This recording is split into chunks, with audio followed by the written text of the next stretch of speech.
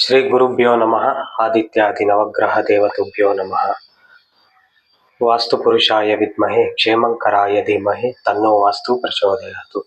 ನನ್ನ ಯೂಟ್ಯೂಬ್ ವೀಕ್ಷಕ ವಾಹಿನಿಗೆ ನಮಸ್ಕಾರವನ್ನು ತಿಳಿಸುತ್ತಾ ಇವತ್ತಿನ ವಾಸ್ತವ ಜ್ಯೋತಿಷ್ಯ ಕಾರ್ಯಕ್ರಮದಲ್ಲಿ ಒಂದು ವಾಸ್ತು ವಿಚಾರವನ್ನು ನಿಮಗೆ ತಿಳಿಸುತ್ತೇನೆ.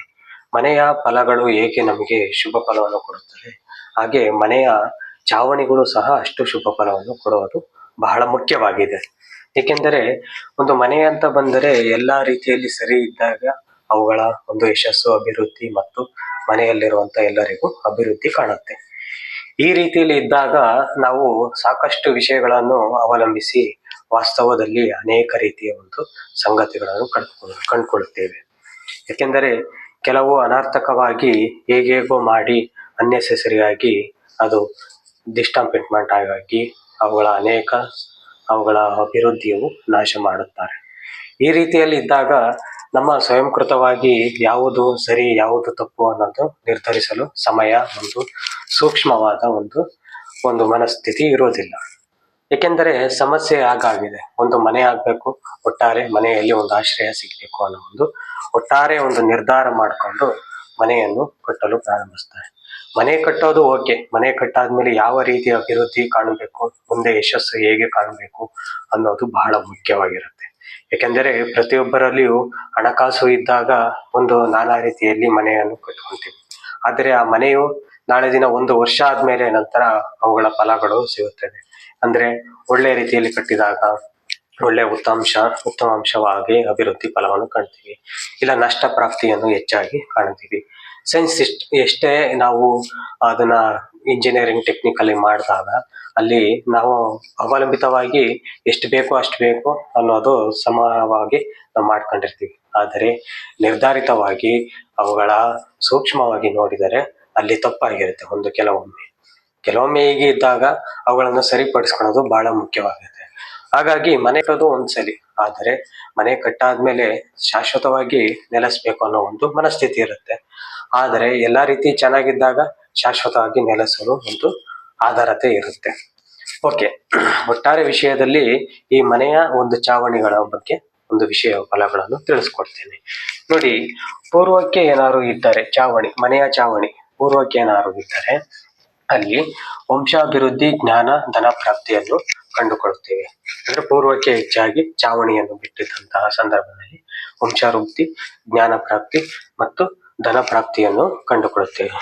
ಅದೇ ಏನಾದರೂ ಆಗ್ನೇಯಕ್ಕೆ ಏನಾದ್ರು ಇದ್ದರೆ ಖರ್ಚು, ಗೋಳಾಟ, ಸ್ತ್ರೀಯರಿಗೆ ಅನಾರೋಗ್ಯ, ಹೆಚ್ಚಾಗಿ ಸ್ತ್ರೀಯರಿಗೆ ಅನಾರೋಗ್ಯ ಸಮಸ್ಯೆಗಳು ಹೆಚ್ಚಾಗುತ್ತದೆ. ಬ್ಯಾಡವಾದ ವಿಷಯಗಳಿಗೆ ಹಣವು ಹೆಚ್ಚಾಗಿ ಸೋರುತ್ತದೆ. ಈ ರೀತಿಯಲ್ಲಿ ಅನೇಕ ಕಷ್ಟಗಳನ್ನು ಕಂಡುಕೊಂತೀವಿ. ಇನ್ನು ದಕ್ಷಿಣಕ್ಕೆ ಇದ್ದರೆ ಬಡತನ, ಭೂಮಿ ನಷ್ಟ, ಸಂತಾನ, ವ್ಯಾಜ್ಯ ಪ್ರಶ್ನೆಗಳು, ಕೋರ್ಟು ಕಚೇರಿಗಳು ಹೆಚ್ಚಾಗಿ ಹರಿಯದಂತಹ ಸಮಸ್ಯೆಗಳು ಹೆಚ್ಚಾಗಿ ಕಂಡುಬರುತ್ತೆ.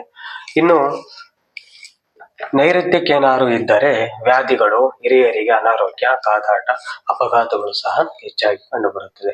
ಇನ್ನು ಹಿರಿಯರಿಗೆ ಅವಲಂಬಿತವಾಗಿ ಅವರ ಆರೋಗ್ಯ ಸಮಸ್ಯೆಗಳು ಹೆಚ್ಚಾಗಿ ಕಂಡು ಬಂದಾಗ ಮನೆಯಲ್ಲಿ ಇರುವಂತ ಯಾರಿಗಾಗ್ಲಿ ಹಿರಿಯ ಅಂದರೆ ಅಜ್ಜರಿಗೆ ಅಲ್ಲ, ತಂದೆ ತಾಯಿಗಳಿಗೆ, ಅವ್ರ ಹಿರಿಯ ಸಂಬಂಧಪಟ್ಟವರು, ಅವರಿಗೆಲ್ಲ ಅನಾರೋಗ್ಯ ಸಮಸ್ಯೆಗಳು ಹೆಚ್ಚಾಗಿ ಕಂಡು ಬರುತ್ತೆ.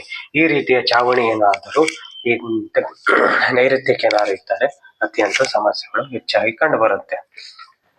ಇನ್ನು ಪಶ್ಚಿಮಕ್ಕೆ ಇದ್ದರೆ ಧನ ನಷ್ಟ, ಹೆಸರು, ಖ್ಯಾತಿ ನಾಶ, ಇವೆಲ್ಲ ಹೆಚ್ಚಾಗಿ ಧನ ನಷ್ಟ. ನಾವು ಎಷ್ಟೇ ಸಂಪಾದನೆ ಮಾಡಿರೂ ಧನ ನಷ್ಟ ಅನ್ನೋದು ಹೆಚ್ಚಾಗಿ ಕಂಡು ಬರುತ್ತೆ.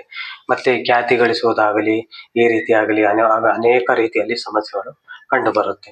ಯಾವುದೇ ಒಂದು ಪ್ರಖ್ಯಾತಿಯನ್ನು ಹೊಂದಬೇಕಂದ್ರೆ ಆ ಮನೆಯ ಒಂದು ಸ್ಥಿತಗತವಾಗಿದ್ದಾಗ ಅವುಗಳ ಚಾವಣಿಗಳು ಅಭಿವೃದ್ಧಿಯನ್ನು ಕಂಡು ಅವುಗಳ ಒಂದು ಉತ್ತಮ ಫಲಿತಾಂಶವನ್ನು ಕೊಡುವುದಕ್ಕೆ ಆಧಾರವಾಗಿರುತ್ತೆ.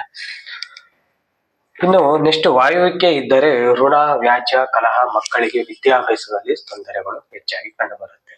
ಅಂದ್ರೆ ಈ ರೀತಿಯಲ್ಲಿ ಇದ್ದಾಗ ಸಮಸ್ಯೆಗಳು ಋಣ ಆಗಿ, ಅಂದ್ರೆ ಶತ್ರು ಬಾಧೆಗಳಾಗಲಿ ಅಂತ ಆಗಲಿ, ಸಾಲಕ್ಕೆ ಹೆಚ್ಚಾಗಿ ಸಿಲುಕೋದಂತಾಗಲಿ, ಈ ರೀತಿಯಲ್ಲಿ ಹೆಚ್ಚಾಗಿ ಕಂಡು ಬರುತ್ತೆ. ವ್ಯಾಜ್ಯ, ಕಲಹ, ಮತ್ತೆ ಅವುಗಳ ಮಕ್ಕಳಿಗೆ ವಿದ್ಯಾಭ್ಯಾಸದಲ್ಲಿ ಹೆಚ್ಚಾಗಿ ಕೊರತೆಗಳನ್ನು ಕಂಡು ಬರುತ್ತೆ. ಮನೆಯಲ್ಲಿ ಮಕ್ಕಳು ಚೆನ್ನಾಗಿ ಓದ್ತಿಲ್ಲ, ಒಂದು ಶಿಕ್ಷಣ ಪ್ರವೃತ್ತಿಯಲ್ಲಿ ಸ್ಕೂಲಲ್ಲಿ ಎಷ್ಟು ಮಾರ್ಕ್ಸ್ ಗಳಿಸಲ್ಲ, ಈ ರೀತಿ ಅನೇಕ ಸಮಸ್ಯೆಗಳು, ಕಂಪ್ಲೇಂಟ್ಗಳು ಬಂದಾಗ ಈ ರೀತಿಯ ಒಂದು ಮನೆಯ ಚಾವಣಿಯ ಒಂದು ಹೆಚ್ಚಾಗಿ ಈ ವಾಯುವಿಕೆ ಇದ್ದರೆ ಆ ತರ ಒಂದು ಸಮಸ್ಯೆ ಕಂಡು ಬರುತ್ತೆ. ಇನ್ನು ಉತ್ತರಕ್ಕೆ ಇದ್ದರೆ ಧನ ವಿದೇಶ ಸ್ತ್ರೀಯರಿಗೆ ಅಭಿವೃದ್ಧಿ. ಉತ್ತರಕ್ಕೆ ಇರಬೇಕು. ಉತ್ತರಕ್ಕಿದ್ರೆ ಚಾವಣಿ ಓಕೆ, ಅಲ್ಲಿ ಅತ್ಯಂತ ಶುಭಗಳು ಫಲವನ್ನು ಕಂಡುಕೊಂತೀವಿ. ಧನ ಪ್ರಾಪ್ತಿ ಆಗ್ಲಿ, ವಿದೇಶ ಪ್ರಯಾಣ ಮಾಡುವುದಾಗ್ಲಿ. ಈ ವಿದೇಶದ ಪ್ರಯಾಣ ಅಂದ್ರೆ ಈ ಮಕ್ಕಳು ಏನಾದರೂ ಓದಿ ನಂತರ ವಿದೇಶಕ್ಕೆ ಹೋಗಿ ಅಲ್ಲಿ ಒಂದು ಉದ್ಯೋಗವನ್ನು ಮಾಡುವುದಂತೂ ಬಹಳ ನಿರ್ಧಾರವಾಗಿರುತ್ತೆ. ಮತ್ತೆ ಸ್ತ್ರೀಯರಿಗೆ ಅಭಿವೃದ್ಧಿಯನ್ನು ಕಂಡುಕೊಳ್ಳುತ್ತೆ. ಸ್ತ್ರೀಯರು ಹೊಸ ಹೊಸ ಅವರ ವೇಷಭೂಷಣಗಳಾಗಲಿ, ಅವರ ಸಂಗತಿಯಾಗಲಿ, ಶಿಷ್ಟಾಚಾರ, ಸಂಸ್ಕೃತ ಇವೆಲ್ಲ ಅವುಗಳಲ್ಲಿ ಬೆಳೆಯಲು ಬಹಳ ಮುಖ್ಯವಾಗಿರುತ್ತೆ ಉತ್ತರಕ್ಕಿದ್ದರೆ. ಓಕೆ, ಉತ್ತರದಲ್ಲಿದ್ದರೆ ಶುಭ ಫಲವನ್ನು ಕಾಣುತ್ತೆ. ಇನ್ನು ಈಶಾನ್ಯಕ್ಕೆ ಇದ್ದರೆ ಅತ್ಯಂತ ಶುಭ. ಜ್ಞಾನ ಪ್ರಾಪ್ತಿ, ಉತ್ತಮ ಸಂತಾನ, ಆರೋಗ್ಯ, ಮನಃಶಾಂತಿ, ಅಭಿವೃದ್ಧಿ, ಈ ರೀತಿ ನೆಮ್ಮದಿಯ ಒಂದು ಬಾಳ್ವೆ ಎಲ್ಲವೂ ಕಾಣುತ್ತದೆ. ಈಶಾನ್ಯ ಅತ್ಯಂತ ಶುಭ ಪ್ರಾಪ್ತಿಯನ್ನು ಕೊಡುತ್ತದೆ. ಉತ್ತರಕ್ಕೆ ಮತ್ತೆ ಈಶಾನ್ಯಕ್ಕೆ, ಪೂರ್ವಕ್ಕೆ ಇದ್ದರೆ ಅತ್ಯಂತ ಶುಭ ಫಲವನ್ನು ಕೊಡುತ್ತದೆ. ಆದಷ್ಟು ನಾವು ಪೂರ್ವ ಮತ್ತೆ ಉತ್ತರ ಈಶಾನ್ಯಕ್ಕೆ ಚಾವಣಿ ಇರುವಂತೆ ಹೆಚ್ಚಾಗಿ ಕಂಡುಕೊಳ್ಳಬೇಕು. ಯಾಕಂದ್ರೆ ಮನೆ ಕಟ್ಟು ಮೇಲೆ ಆ ಮನೆಯ ಕಟ್ಟದಲ್ಲಿ ಈ ಚಾವಣಿಯು ಬಹಳ ಈ ಪೂರ್ವಕ್ಕೆ, ಉತ್ತರಕ್ಕೆ, ಈಶಾನ್ಯಕ್ಕೆ ಇರುವಂತೆ ಹೆಚ್ಚಾಗಿ ನಾವು ಅಲ್ಲಿ ನೋಡ್ಕೊಳ್ಬೇಕಾಗುತ್ತೆ. ಈ ರೀತಿಯ ಒಂದು ಮನೆಯ ಚಾವಣಿಗಳ ಫಲಗಳ ಇಷ್ಟು ನಿರ್ಧಾರ ಅಂಶಗಳಾಗಿರುತ್ತದೆ. ಈ ಒಟ್ಟಾರೆ ಮನೆಯನ್ನು ಮಾಡುವಂತಹ ಸಂದರ್ಭದಲ್ಲಿ ಕೆಲಸ ಒಂದು ಸುಲಭವಾಗಿ ಮಾಡ್ತೀವಿ, ಆದರೆ ನಾಳೆ ದಿನ ಕಷ್ಟ ಅನ್ನೋದು ತಪ್ತಿರಲ್ಲ. ಸರಿಯಾದ ರೀತಿಯಲ್ಲಿ ಮಾಡಿಕೊಂಡಾಗ ನಮಗೆ ಉತ್ತಮ ಫಲಿತಾಂಶಗಳು ಹೆಚ್ಚಾಗಿ ದೊರೆಯುತ್ತದೆ.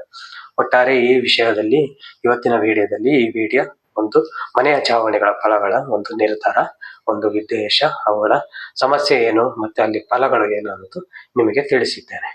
ಓಕೆ, ಈ ವಿಡಿಯೋ ಏನಾದರೂ ಇಷ್ಟ ಆದಲ್ಲಿ ಲೈಕ್ ಮಾಡಿ, ಶೇರ್ ಮಾಡಿ, ಸಬ್ಸ್ಕ್ರೈಬ್ ಮಾಡಿ ಹಾಗೂ ಎಲ್ಲರಿಗೂ ನಮಸ್ಕಾರಗಳು.